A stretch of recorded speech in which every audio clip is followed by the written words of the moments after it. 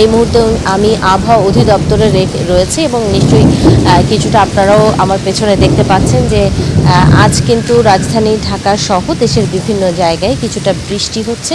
ইতিমধ্যেই সেই বৃষ্টির আভাস পাওয়া গেছে। হালকা ঝড় বজ্রপাত সহ বৃষ্টির একটি পূর্বাভাস আবহাওয়া অধিদপ্তর দিয়েছে এবং আমরা কিছুক্ষণ আগে আবহাওয়াবিদের সাথে কথা বলেছি। তিনি জানিয়েছেন যে ঈদের দিন অর্থাৎ আজকে থেকে আগামী 24 ঘন্টা বৃষ্টির একটি পূর্বাভাস রয়েছে রাজধানী ঢাকা সহ দেশের বিভিন্ন জায়গায়।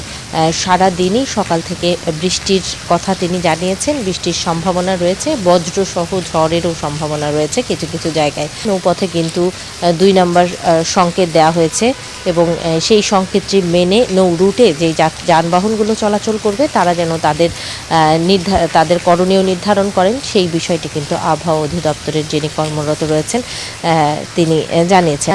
ঈদের দিন বৃষ্টিকে মাথায় নিয়ে, বৃষ্টিকে সাথে নিয়েই কিন্তু মৌসুমি যেহেতু একটি প্রভাব রয়েছে বৃষ্টির, সেটিকে মাথায় রেখেই কিন্তু সকালবেলা বাসা থেকে বের হওয়ার একটি পরামর্শ এই আবহাওয়ার কর্তৃপক্ষ যারা রয়েছে তারা দিচ্ছেন। তারা বলছেন যে ঈদের দিন যদিও বৃষ্টি থাকলে কিছুটা ঈদের আনন্দে ভাটা পড়ার একটি কথা বলা হয়, কিন্তু তারপরেও ঈদকে সাথে নিয়েই এবারে ঈদটি সাধারণ মানুষকে পালন করতে হবে এবং এই অবস্থা কিন্তু এর পরবর্তী 2-3 দিনও অব্যাহত থাকবে। রাজধানীর বিভিন্ন জায়গায় কিন্তু কিছুটা বাতাস এবং ঝড় রয়েছে, সেই বৃষ্টির একটি প্রভাব রয়েছে। 23 তারিখ থেকে আবহাওয়ার পূর্বাভাসে কিছুটা স্বাভাবিক অবস্থা বিরাজ করার কথা বলা হয়েছে, যেহেতু কালবৈশাখীর একটি মৌসুম চলছে এবং এই সময়ে কিন্তু এটি খুব মৌসুমি বায়ুর প্রভাবে যেটি স্বাভাবিক একটি প্রক্রিয়া বলে আবহাওয়া অধিদপ্তর আমাদেরকে জানিয়েছেন।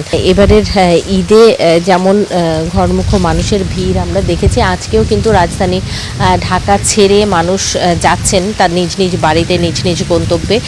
তাদের যাত্রায় কিছুটা বিঘ্ন যেমন এই বৃষ্টির কারণে হচ্ছে, তেমনি কিন্তু বলা যায় যে আগামীকাল অর্থাৎ ঈদের দিন খুব বেশি সুখবর কিন্তু আবহাওয়া অধিদপ্তর দেননি। তাদের পূর্বাভাসে আগামী 24 ঘন্টায় বলা হয়েছে যে বৃষ্টি অব্যাহত থাকবে এবং কোথাও কোথাও কিন্তু বজ্রসহ ঝড়ের